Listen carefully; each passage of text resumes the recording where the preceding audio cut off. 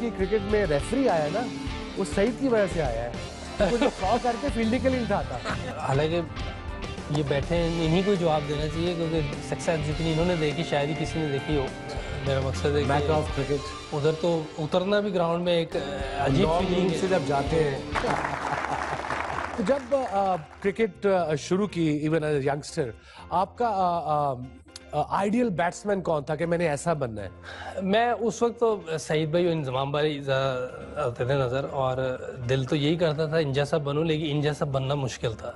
ये दोनों बहुत नहीं आप हमारे लेजेंड हैं, उसी कैटेगरी में आते हैं। वो अल्लाह आपको ज़ाया खैर दे, लेकिन ये एक डिफरेंट स्टैंडर्ड है सईद भाई का और इंजी भाई का।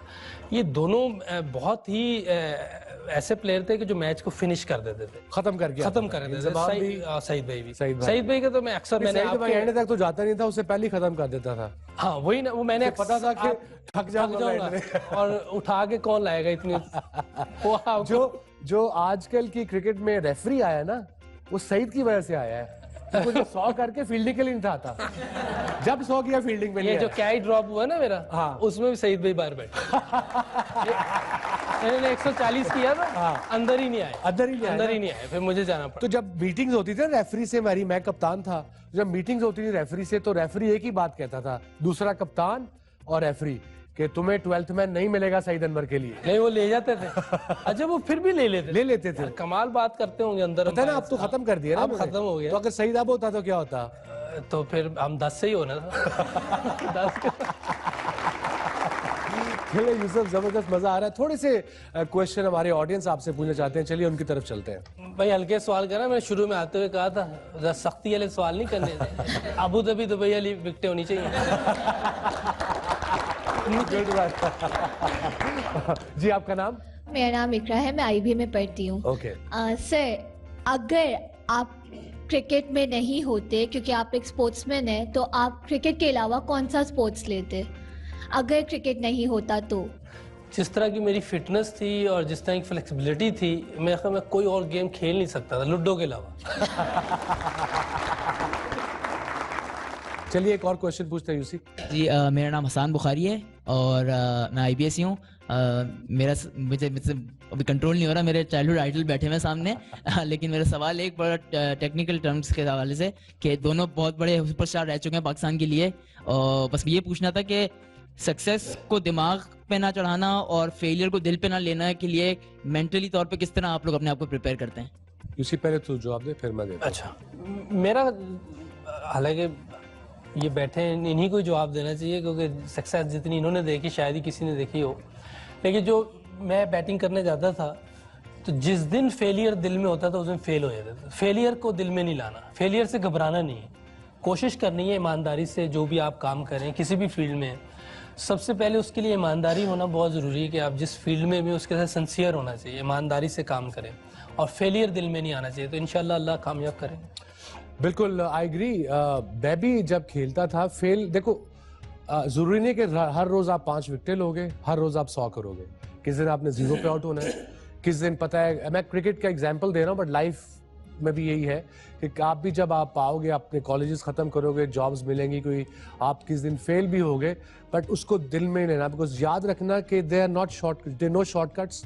मेहनत करोगे तो फल ऊपर से ही मिलेगा, और तुम्हें खुद कॉन्फिडेंस होगा, क्या मैंने मेहनत की हो, या पागलों की तरह फेल हो गए आज नहीं तो कल आई विल डू बेटर। और जो आपने पूछा कि सक्सेस दिमाग में ना आए, उसका बड़ा सिंपल सा आई थिंक थ्योरी होनी चाहिए कि सक्सेस शुड लास्ट लॉन्ग। वो लॉन्ग कैसे लास्ट करेगी? जब आप धीमे रहोगे, और be nice to your family, be nice to your people around you, and remember, लोगों का हमारे कल्चर में प्रेज हम बहुत कम करते हैं, तारीफ।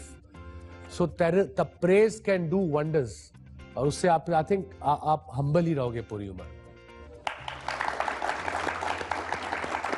आपका नाम? हसान मलिक सर, मैं भी IB का स्टूडेंट हूँ, और आप मेरा आइडियल है। मैं खुद भी एक लेफ्ट आर्म बॉलर हूँ, तो आपको जिंदगी भर फॉलो किया है अभी भी।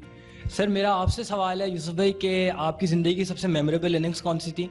और वसीम भाई आपसे ये सवाल है कि जब कोई नया बैट्समैन पिच पे आता है, तो आप लोग उसको ट्रैप करने के लिए क्या अप्लाई करते हैं? मतलब स्ट्रैटेजी क्या होती है? मतलब आप लोग पहले से ही कोई प्लान बना के आते हैं, या फिर हम लोग ने, मैंने जितनी अपनी थोड़ी सी क्रिकेट खेली है आपके हिसाब से देखा जाए तो हम लोग को ये सिखाया गया है कि नए बैट्समैन को या तो आप उसको पहले से होमवर्क कर लें, या फिर आप क्योंकि आप पहले से ही रिदम में होते हैं, तो आप कोशिश करें कि आपकी जो पहली बॉल जो होती है वो बिल्कुल फुल लेंथ यॉर्कर लेंथ हो।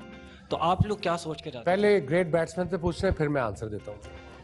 मेरी मेमोरेबल इनिंग थी जो लॉर्ड्स में मैंने डबल 100 किया था, वो मुझे बहुत अच्छी लगती है। वो तो जबरदस्त फीलिंग होगी है, द हाउस तो ऑफ क्रिकेट, मेरा मकसद है मैक कि ऑफ क्रिकेट। उधर तो उतरना भी ग्राउंड में एक अजीब फीलिंग है से जब जाते हैं, बहुत वो सारे वो जबरदस्त, टाइयों में खड़े होते हैं, बड़ा एक अजीब मंजर होता है वो, और बड़ी एक एटमॉस्फेयर, एक इवेंट होता है बिल्कुल पूरा इवेंट है। और जो वहाँ मैच चल रहा होता है, जो एटमॉस्फेयर होता है, वो सारी चीज़ें जो है ना एक उस परफॉर्मेंस को और मज़ेदार कर देती है, और दिल करता है कि यहाँ बंदा कुछ करे।